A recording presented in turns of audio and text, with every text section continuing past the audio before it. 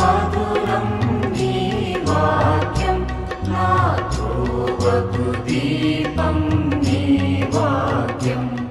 యేసు నామంలో మీకు శుభములు సమృద్ధిగా కలుగునుగాక. మధురం నీ వాక్యం అనే కార్యక్రమానికి స్వాగతం.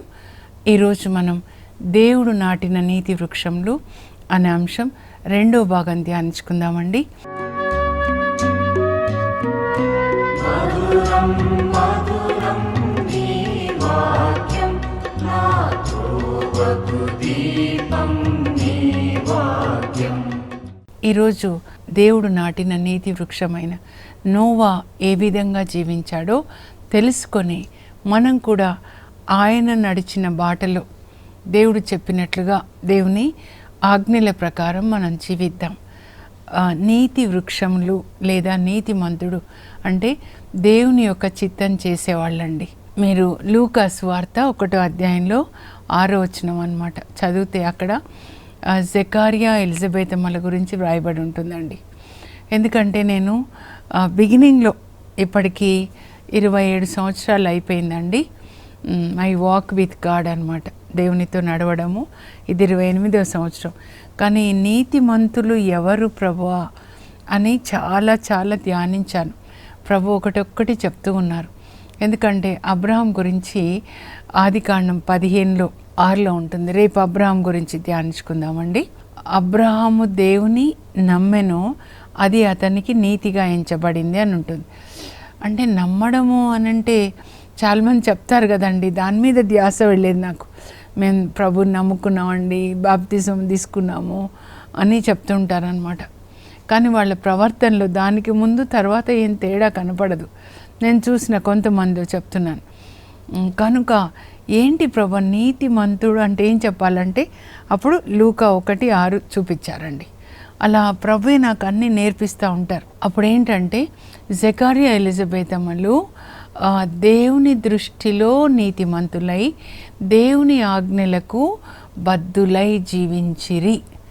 మీరు దంపతులందరూ జకర్యా ఎలిజబెతమ్మలు ఆ పేర్లు తీసేసి మీ పేర్లు పెట్టుకొని మీరు ఇంట్లో ఇది రాసుకొనండి అన్నమాట. దేవుని దృష్టిలో నీతిమంతులు ఎవరు అనంటే దేవుని ఆజ్ఞలు పాటించేవాళ్ళు అన్నమాట. మనుషుల దృష్టిలో నీతిమంతులుగా ఉండొచ్చు చాలామంది, కానీ దేవుని దృష్టిలో ఓకేనా. ఇప్పుడు నోవా గురించి ఏమని రాయబడింది, దేవుడు నోవాని మనకెలా పరిచయం చేస్తున్నారు. ఆది గ్రంథం 6వ అధ్యాయంలో 9వ వచనం చూద్దామండి. అక్కడ ఏంటంటే నోవా నీతిమంతుడు, తన కాలంలో జీవించిన వాళ్ళలో ఉత్తముడు, ఆయన దేవునితో నడిచాడు. దేవునితో నడవడం అంటే దేవుని వాక్యం ప్రకారం జీవించడం. మీరు వేసే ప్రతి అడుగు కూడా నీతిగా నీతి వాక్యం ప్రకారమే ఉండాలి. మీ కన్నులు నిన్న చూసాం కదా, పరిశుద్ధంగా ఎవరిని కామదృష్టితో చూడకూడదు. మీ నాలుక యోబు అంటాడు కదా, నా నాలుక అబద్ధం చెప్పలేదు. దీన్ని ఏమంటారంటే దేవునితో నడవడం. ఎందుకంటే దేవుని నాలుక సత్యమైన నాలుక, దేవుని కన్నులు పరిశుద్ధమైనవి. హబక్కూకు 1:11 హబక్కూకు అంటాడు, ప్రభువా పరిశుద్ధుడా పరిశుద్ధుడా పరిశుద్ధుడా పరిశుద్ధుడా, పవిత్రమైన నీ కన్నులు పాపాన్ని చెడ్డను చూడజాలవు. ఎలాంటి చెడ్డ హింస దేవుని కన్నులు చూడజాలవండి. ప్రేమగా మదర్ తెరీసా సిస్టర్స్ సేవ చేస్తారు రోగులకి, అవి దేవుని కన్నులు ఇష్టంగా చూస్తాయి.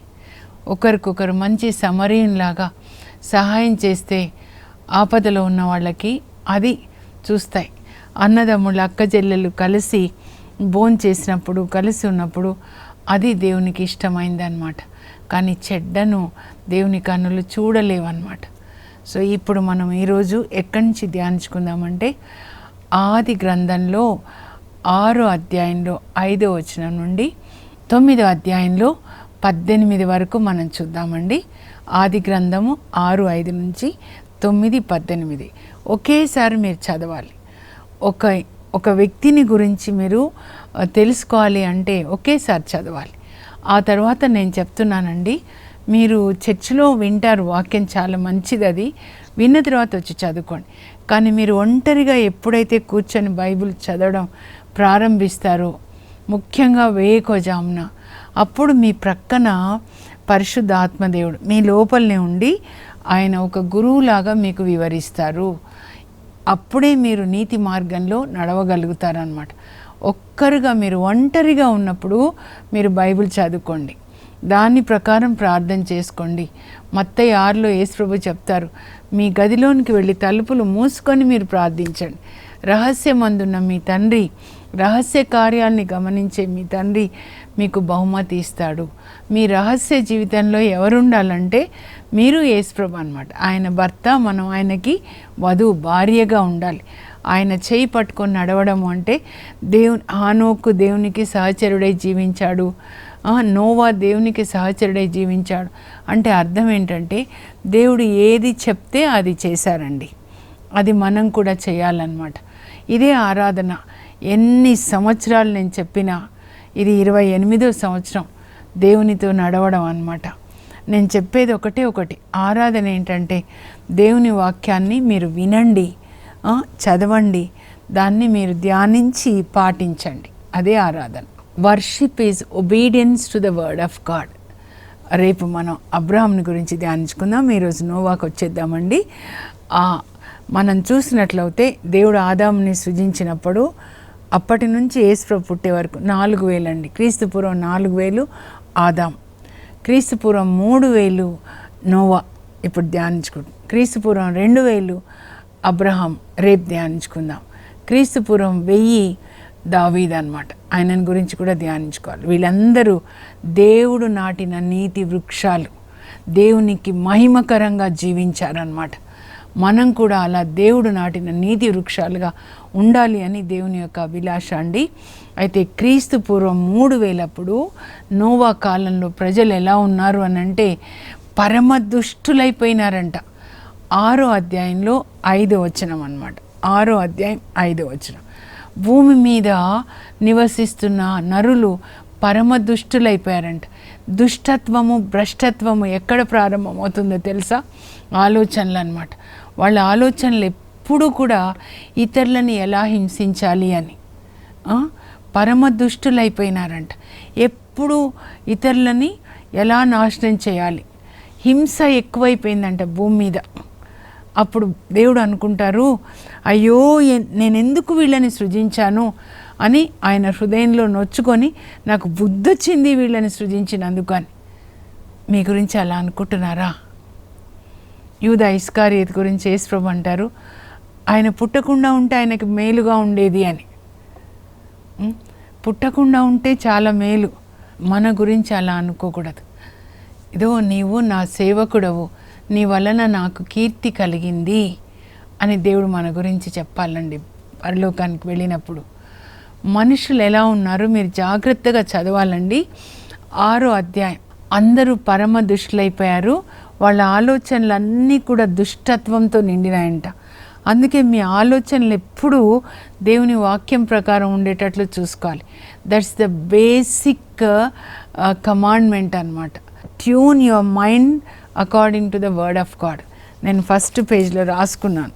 ఈ బైబిల్ కాదండి, ఇవి చాలా మారుస్తూ ఉంటాను. ఇది కూడా చిరిగిపోయింది. ఒక దాంట్లో రాసుకున్నాను, the basic commandment of God is to tune our minds to the word of God. అంటే దేవుడు మన నుంచి కోరుకునేది ఏంటంటే మన మనస్సు, ఆలోచనలు దేవుని వాక్య ప్రకారం ఉండాలి. నీ దేవుడు పరిశుద్ధుడైనట్లే నీవును పరిశుద్ధులై ఉండాలి. మీ దేవుడు పరిశుద్ధుడైనట్లే మీరును పరిశుద్ధులై ఉండాలి. మీ శరీరము, మీ ఆలోచనలు, చూపులు, మాట, వినికిడి, మీ కోరికలు పరిశుద్ధంగా దేవునికి మహిమకరంగా ఉండాలన్నమాట. మీ తండ్రి వల్లే మీరు కనికరాన్ని కలిగి ఉండండి. లూకా 6:36. ఓకేనా? సరే, ఇప్పుడు ఇక్కడికి వచ్చేసి అట్లయితే మళ్ళీ ఇంకా ఎక్కడికి వెళ్ళకుండా ఇదే ధ్యానించుకుందాము. మానవులు పరమ దుష్టులైపోయారు కనుక దేవుడు హృదయంలో నొచ్చుకుంటారంట. నేను ఎందుకు వీళ్ళని సృజించాను? అప్పుడు ఆయన అనుకుంటారంట, నాకు బుద్ధి వచ్చింది అనుకుంటారంట. నాకు బుద్ధి వచ్చింది, ఎందుకు నేను వీళ్ళకి అధికారం ఇచ్చాను, ఎందుకు వీళ్ళకి ఆస్తులు ఇచ్చాను, ఎందుకు ఈ అధికారంలో కూర్చోబెట్టాను, ఇంత దుష్టులైపోయినారే అని చెప్పి మన గురించి ఎందుకు నేను అభిషేకాన్ని ఇచ్చి సేవకు పిలిచాను అని దేవుడు మన గురించి అనుకోకూడదండి. మన వల్ల ఆయనకి మహిమ కలగాలి. నోవా చూడండి, ఇంకా నోవాని గురించి చెప్తున్నారు. నోవా మాత్రము దేవుని కృపకు పాత్రుడాయను. మనుషులందరూ కూడా దుష్టులైనారంట, ఒక్కడే నీతిమంతుడు. ఎవరు అనంటే నోవా అన్నమాట. నోవా అనే పేరుకి అర్థం ఏంటంటే కృప అండి. దేవుని యొక్క కృపకు ఆయన పాత్రుడయ్యాడంట. అప్పుడు నోవా నీతిమంతుడు, ఉత్తముడు, అందరిలోకి ఉత్తముడు అన్నమాట, ఒక్కడే. ఆ తర్వాత దేవునికి మరి సహచరుడై జీవించాడు. అంటే దేవుడు చెప్పినట్లుగా దేవునితో నడిచాడు, చెప్పినట్లుగా చేశాడనమాట. అప్పుడు దేవుడు నోవాతో మాట్లాడుతున్నాడు, నోవా, ఈ తరం వాళ్ళలో నువ్వు ఒక్కడివే ఉత్తముడయ్యా. ఇదిగో మనుషులు ఎంత దుష్టులైపోయినారు నోవా, వాళ్ళు ఇట్లా ఒకరినొకరు హింసించుకుంటున్నారు. ఇంకా వాళ్ళకి చివరి గడియలు వచ్చేసాయి. ఇంకా వాళ్ళని నేను నీటి ద్వారా నాశనం చేయాలనుకుంటున్నాను, కానీ నీవు మాత్రము ఓడని నిర్మించు అని. ఎలా నిర్మించాలో అదంతా చెప్తారండి.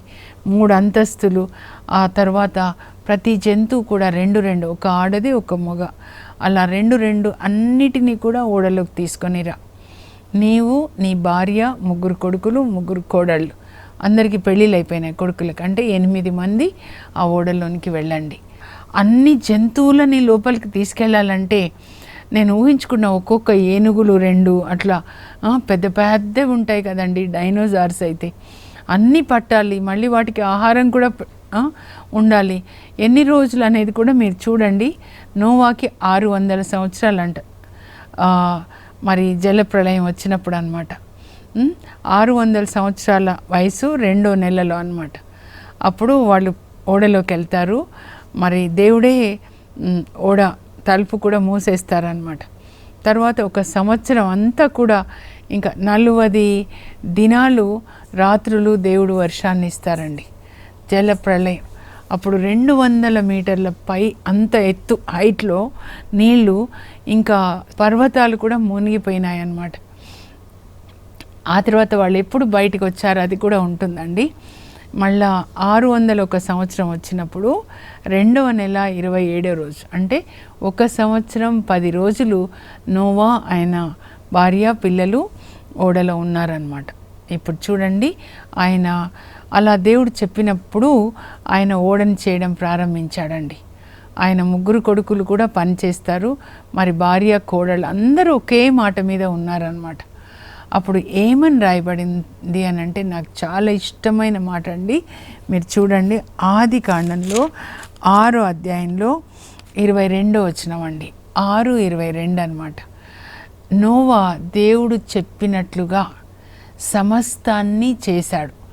నోవా దేవుడు చెప్పినట్లుగా సమస్తాన్ని చేశాడు అని 2 మార్లు రాయబడి ఉంటుంది. ఇలా ఓడ నిర్మించుకో అంటే అలాగే చేస్తున్నాడు. దేవుడు లెక్కలు ఇస్తారండి, నేను ఇక్కడ అన్నీ చెప్పట్లేదు. ఆ లెక్క ప్రకారం అంతా చేస్తాడు. చేసి అయిపోయిన తర్వాత మళ్ళా దేవుడు కనబడతాడు. 3 సంవత్సరాలు అయిపోయింది, ఓడ రెడీ అవుతుంది. అప్పుడు మళ్ళా మాట్లాడతాడు అనమాట. నీవు, నీ భార్య, నీ కోడళ్ళు, కొడుకులు అందరూ ఓడలోకి రండి. యానిమల్స్ అన్నీ 2 అని చెప్పాడు కదా, 2Gs అనమాట. తీసుకొని దేవుడే తీసుకొస్తారు ఓడ దగ్గరికి, నోవా ఏం వెళ్ళాడు. అప్పుడు దేవుడు చెప్పినట్లుగా నోవా సమస్తాన్ని చేశాడు. ఇప్పుడు ఏం చెప్తున్నాడంటే ఇంకా 7 రోజులే టైం ఉంది, 7 రోజుల తర్వాత నేను జలప్రళయాన్ని ఇస్తాను. అప్పుడు ఆహార పదార్థాలు, జంతువులు, వాటికి ఆహార పదార్థాలు కదండి, అవన్నీ కూడా అన్నమాట లోపలికి వచ్చేస్తాయి. అయితే చేపలు నీటిలో ఉండేవి మాత్రం దేవుడు తీసుకురారు. ఎందుకంటే జలప్రళయం నీళ్ళలో ఉండేవి నీళ్ళలో బ్రతుకుతాయి, భూమి మీద ఉండేవి వాటిని లోపలికి తీసుకొని రమ్మంటాడు అనమాట. ఇంకా వచ్చిన తర్వాత వీళ్ళు కూడా లోపలికి వచ్చిన తర్వాత మీరు మెల్లగా చదవండి 7వ అధ్యాయంలో అనమాట. దేవుడే ద్వారాన్ని మూసేస్తారు, ఓడ తలుపు ఉంటుంది కదండి, మూసేస్తారు. అప్పుడు జలప్రళయాన్ని ఇస్తారు. అబ్బా, 40 దినాలు రాత్రులు కూడా ఇంకా నీళ్ళు అందరూ చనిపోతున్నారు. అప్పుడు వీళ్ళు నోవా నోవా అని ఏడుస్తున్నారనమాట. కానీ అప్పుడేమన్నా లాభం ఉంటుందా అండి? మీరు యేసుప్రభు చెప్తారు చూడండి, లూకా సువార్త 17లో 26-28 చదివితే, మనుష్య కుమారుని రాకడ ముందు ఎలా ఉంటుందంటే, నోవా దినముల యందు ఎట్లుండెనో మనుష్య కుమారుని రాకడ కూడా అలాగే ఉంటుంది. ఇప్పుడు హింస చూస్తుంటే క్రైస్తవుల్ని చంపుతున్నారు కదండి. ఇంత హింసనా? ఇలాగా ఒక మనిషి ఇంకొక మనిషిని చంపడం, ఆ తర్వాత వేరే దేశాల్లో యుద్ధాలు. ప్రభు చెప్తున్నారమ్మా, అప్పుడు కూడా ఇలాగే హింస, మనుషులు హింసించుకొని ఒకరినొకరు చంపుకుంటుంటే అప్పుడు జలప్రళయాన్ని ఇచ్చాను, ఇంకా ఇప్పుడు కూడా హింస. ఇది ఒక సూచన అన్నమాట. నోవా దినముల యందు ఎలా ఉన్నారంట, ఒకరినొకరు హింసించుకుంటున్నారు. ప్రేమ లేకుండా అయిపోయింది మనుషులకి, స్వార్థం ఎక్కువ అయిపోయింది. హింసించుకోవడం దేవుడు చూడలేక నాశనం చేయాలనుకున్నారు. నోవా దినంలో ఎందు ఎట్లుండెనో మనుష్య కుమారుని రాకడ కూడా అలాగే ఉంటుంది. అప్పుడు జనులు నోవా టైంలో తింటూ త్రాగుతూ ఉన్నారంట. ఇప్పుడు కూడా కనబడుతున్నాయి కదండి బార్లు, హోటల్స్, పబ్ సెంటర్స్, అవి నరకలోక ద్వారాలండి. జనులు తింటూ ఉన్నారు, త్రాగుతూ ఉన్నారు. ఎక్కడ దొరుకుతాయండి తినడం తాగడము? ఇండ్లలో, బార్లలో. ఇండ్లు కూడా అలాగే చేసుకుంటున్నారు కదా కొంతమంది. వివాహాలు ఆడుతూ ఉన్నారంట. నెక్స్ట్ దాంట్లో ఏముంటుందంటే, లోతు కాలంలో కూడా ఎలా ఉన్నారు, అప్పుడు కూడా తింటూ త్రాగుతూ వివాహాలు ఆడుతూ ఇంకొక 2 ఎక్స్ట్రా చెప్తారనమాట. వ్యాపారాలు చేస్తూ ఉన్నారంట, ఎక్కువ వ్యాపారాలు అనమాట, సేద్యం చేస్తూ ఇంకా ఇండ్లు కట్టుకుంటూ ఉన్నారు, రియల్ ఎస్టేట్స్ బిజినెస్లు. ఆ తర్వాత ఇంకా ఇండ్లు కట్టడం, ఎక్కడ చూసినా కన్స్ట్రక్షన్ కదండి. మీ అంత మెటులో ఉండునో తెలుసుకోవాలన్నమాట. అలా ఉన్నారంట. నోవా కాలం, లోతు కాలం మీరు చదువుకోండి. లూకా సువార్త అనమాట 17:26 నుంచి తర్వాత 28 వరకు నోవా కాలం చెప్తారు. ఆ తర్వాత లోతు కాలం కూడా చెప్తారనమాట. ఎంత కన్స్ట్రక్షన్స్ అండి అసలు, అబ్బా! ఎంత ఎక్కడ చూసినా హైదరాబాద్లో. నేను ఒక్కసారి మొత్తంగిలో వాక్యం చెప్పడానికి వెళ్తాను వడకన్. వెళ్ళేటప్పుడు ఆ గచ్చిబౌలి ఆ ప్రాంతాల నుంచి వెళ్తుంటే ఆ అపార్ట్మెంట్స్ ఆకాశాన్ని అంటుతున్నాయి. ఏంటి ఇవన్నీ బాబేల్ గోపురంలాగా కనబడతా ఉన్నాయి అనిపిస్తుంది. చివరి రోజులలో జ్ఞానం ఎక్కువ, నాలెడ్జ్ ఎక్కువ అయిపోతుందంట, దైవభీతి లేకుండా. హృదయంలో దేవుడు కాదు, ధనాశ, ఇవన్నీ అన్నమాట. స్వార్థము, తిండిబోత్తనము, విందులు, వినోదాలు, ట్రావెలింగ్ ఎక్కువైపోతుందంట. విమానాల్లో ప్రయాణాలు, కన్స్ట్రక్షన్స్, నాలెడ్జ్, అట్లా అన్నమాట. నిమ్రోద్ ఎట్లా అండి, అక్కడ బాబేల్ గోపురం కన్స్ట్రక్షన్, ఆదికాండం 11, అది కూడా వీలైతే చూద్దాం మనం. అయితే ఈయన అలా లోపలికి వెళ్ళిపోతాడండి. వెళ్ళిపోయిన తర్వాత ఇంకా 1 సంవత్సరం లోపల ఉంటాడనమాట. 150 రోజులు మరి నీటి పొంగు ఇలా 40 రోజులు దినం రాత్రి జలప్రళయం అంటే మళ్ళీ ఆ నీటి పొంగు అలా ఉంటుందంట. 1 సంవత్సరం తర్వాత అప్పుడు 10 రోజుల తర్వాత అన్నమాట నోవా పావురాన్ని పంపించేస్తాడు. ఇంకా మళ్ళీ ఇంకా తిరిగి రాలేదు. ప్రభు చెప్తారు బయటికి వచ్చేయని. బయటికి రాగానే నోవా ఏం చేస్తాడో తెలుసా? 8:20 అన్నమాట. ఏంటంటే దేవునికి బలిపీఠాన్ని కట్టి కుటుంబంగా దేవునికి వందనాలు అర్పిస్తారు. అందరినీ నాశనం చేశావు, కానీ నా కుటుంబాన్ని జ్ఞాపకం చేసుకొని కాపాడావయ్యా. ఈరోజు భూమి మీద మనందరం ఉన్నామంటే ఒక్క నోవా అతని 3 కుమారుల నుంచే అన్నమాట. అంటే మనంతా ఒకే రక్తం కదండి, అయినా కూడా ఒకరినొకరు ద్వేషించుకుంటున్నాను చూడండి. ఒకే రక్తం, ఒక్క నోవా నుంచే మనం వచ్చామన్నమాట. ఒకవేళ నోవా ఒక్కడు కూడా దేవుని మాట వినకుండా మిగతా వాళ్ళలాగా తింటూ త్రాగుతూ అవినీతి ఫలాలు భుజిస్తూ ఉంటే అసలు ఒక్కరు కూడా ఉండేవాళ్ళు కాదు కదండి. అప్పుడు ఎలా ఉండేది? కనుక దేవుని కొరకు ఒక్కడు నిలబడ్డాడు కాబట్టి ఈరోజు మనం వచ్చాం. అలా మనం కూడా దేవుడు చెప్పినట్లుగా చేయడం నేర్చుకోవాలండి. కుటుంబ ప్రార్థన చేస్తాడు. అక్కడ ఏమన్నా బలిపీఠం అంటే మీరు ఎట్లా తీసుకోవాలంటే, చర్చిలో ఏముంటుందండి? బలిపీఠం, దేవుడు నివసించే స్థలం అండి. మందస పెట్టె మీద కరుణాపీఠం, అక్కడ నేను నివసిస్తా అంటారు. ఇప్పుడు మన హృదయంలో మన హృదయమే కరుణాపీఠంగా ఉంటే అప్పుడు యేసు ప్రభు కరుణామయుడు నివసిస్తాడు. మన నుంచి ఆ కరుణ ప్రవహిస్తుందన్నమాట. కరుణ ఫలాలు, ప్రేమ ఫలాలు, నీతి ఫలాలు మనం ఫలించాలి. అప్పుడు ఈ నోవా కుటుంబంగా ప్రార్థన చేస్తుంటే, మొదటి కుటుంబ ప్రార్థన ఆదికాండం 8:20లో కుటుంబంగా ప్రార్థిస్తున్నారు 8 మంది అన్నమాట. ఆ ప్రార్థన పరలోక తండ్రి దగ్గరకు సువాసన ధూపమై వెళ్తుందంట. ధూపం వేస్తారు కదండి పాతకాలంలో. ఇప్పుడు ఏంటంటే నీ ప్రార్థన సువాసన ధూపమై దేవుని దగ్గరకు వెళ్తే, నీతిమంతులు మొరపెడితే దేవుడు ఆలకిస్తారు. 34వ కీర్తనలో ఉంటుందండి. నీతిమంతులు మొరపెడితే దేవుడు ఆలకిస్తారు. ఆయన ప్రార్థన పరలోకానికి వెళ్తుంది. అప్పుడు దేవుడు ఆ సువాసన, ఆయన ప్రార్థన, నోవా ప్రార్థన మల్లెపూల సువాసనలాగా పీల్చుకొని అప్పుడు అనుకుంటాడంట దేవుడు, ఇంకా ముందెప్పుడు ఇలా నీటితో నేను భూమిని నాశనం చెయ్యను. బాధపడతాడంట, అయ్యో ఎందుకు ఇలా చేశాను. అప్పుడు నోవాతో చెప్తాడనమాట, నోవా ఇంకా ముందెప్పుడు కూడా నేను నీళ్లతో భూమిని నాశనం చెయ్యనయ్యా అని చెప్పి, ఇదో మీరు ఆశీర్వాదాలు ఇస్తున్నారు. 9వ అధ్యాయం మీరు తప్పకుండా చదవాలి. మీరు పిల్ల పాపలతో అభివృద్ధి చెందండి, భూమి అంతా ఆక్రమించుకోనండి. ఒక్క కుటుంబమే ఇప్పుడు భూమి అంతా కూడా ఉండిపోయింది కదా. ఆ తర్వాత అన్నిటినీ పరిపాలించండి. భూమి మీద ఉన్నటువంటి జంతువులు, ఆకాశ పక్షులు, సముద్రంలో చేపలు అన్నీ పరిపాలించండి. వాటికి మీరంటే బెదురు పుట్టేలాగా చేస్తాను, మీ వశం చేశాను. కానీ నరుని యొక్క ప్రాణము నెత్తురులో ఉంటుంది కనుక ఆ నెత్తురు ఎవరైతే చిందిస్తారో వాళ్ళు నాకు జవాబు చెప్పాలి. ఏ నరుని నెత్తురైనా మీరు చిందిస్తే మీరు నాకు జవాబు చెప్పాలి అని చెప్తున్నారు. నరుని నెత్తురైనా జంతువు నెత్తురైనా, నరుని నెత్తురు జంతువు నెత్తురు కూడా. అంటే మనకి ఏవి తినమనిచ్చారో అవి చంపొచ్చు, కానీ ఊరికే వేటకి పోయి జంతువులని చంపకూడదండి. దానికి కూడా జవాబు చెప్పాలన్నమాట. అదే ప్రభు చెప్తున్నారు. తర్వాత ఇదిగో నోవా, నేను నీతో ఒక నిబంధన చేసుకుంటాను, శాశ్వత నిబంధన. ఎప్పుడెప్పుడు వర్షం వస్తుందో, మేఘాలు వస్తాయో ఆకాశంలో, ఇంద్రధనుసుని నేను పంపిస్తాను. మీరు దాన్ని చూసినప్పుడల్లా నేను నీతో చేసిన వాగ్దానం నీవు జ్ఞాపకం చేసుకో. ఏంటి వాగ్దానం అంటే, నీటి ద్వారా నేను భూమిని నాశనం చెయ్యను. ఒక ప్రాంతంలో వరదలు రావచ్చు, తుఫాన్ రావచ్చు, కానీ భూమి అంతా నాశనం చెయ్యను అని చెప్తాడండి. ఆ తర్వాత ఇంకా ఆయనకి 3 కొడుకులండి, షేమ్, హ్యామ్, యాఫెత్ అన్నమాట.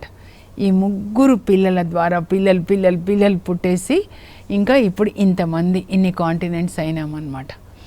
నోవా గురించి 6:22, 7:5 అండి. నోవా దేవుడు చెప్పినట్లుగా చేశాడు.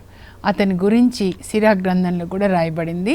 నేను చదువుతాను, దయచేసి మీరు స్క్రీన్ మీద చూడండి. నోవా నీతిమంతుడు, తన కాలం వారిలో ఉత్తముడు. అతడు దేవునితో నడిచినవాడు, అనగా దేవునికి విధేయత చూపించినవాడు. నోవా దేవుడు ఆజ్ఞాపించిన ప్రకారము యావత్తు చేసెను. ఇది మీరు రాసుకోవాలండి. ఆదికాండం 6:22, 7:5.